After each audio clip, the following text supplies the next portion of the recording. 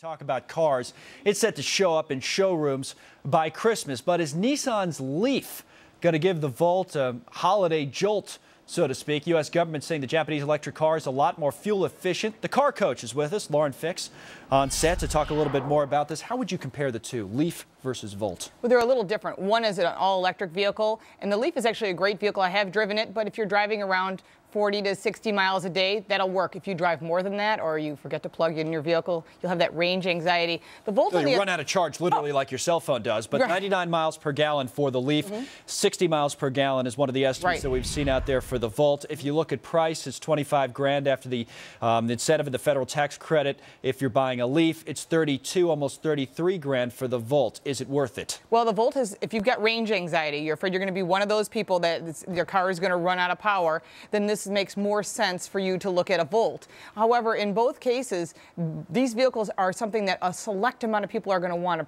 purchase. Sure. Not everyone in the middle of the country is going to want it. It tends to be the outer edges. And there's a lot of things that make each vehicle different from the other. But even those people, and you say the outer edges, whatever it may be, that are interested in these types of cars have other options. I mean, you could buy, for example, a Toyota Prius, couldn't you? Why wouldn't you buy a Toyota Prius, which is cheaper than a Chevy Volt? What's the advantage to having a Volt? Well, you're going to get the tax credit with any of those three vehicles, whether it's the Leaf, the Volt, or the Prius, or if you buy a Ford Escape or whatever that might be, and that's that $7,500 tax credit. The advantage to the Volt is that you don't have range anxiety. And the secret to what all these vehicles have done is they're just using technology to keep these cars light, great fuel economy. They're claiming that it's going to take away the burden on gas, but the fact is we're going to then have a burden when it comes to where do we get all this technology for this batteries? It comes from South America. Are we ever going to do that? Well, that's true. Are we ever going to have the infrastructure in this country where you see, instead of gas stations all over the world, just charging stations where you plug in your car? I mean, do you really believe that's the future? And if so, how far away are we I don't, but GE would like to see that, because GE is the one that's going to be putting all these charging stations together. You'll swipe your credit card and plug into a 440 charge.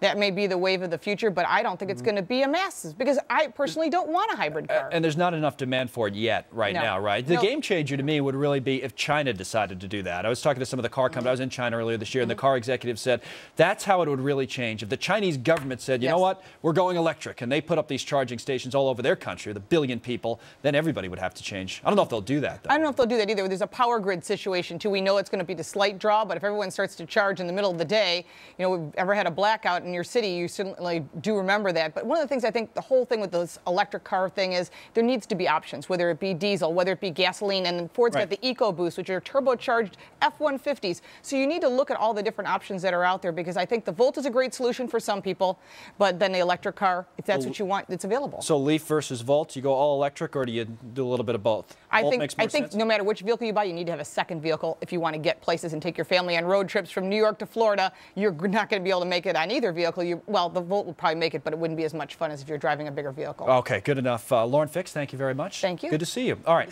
head of a big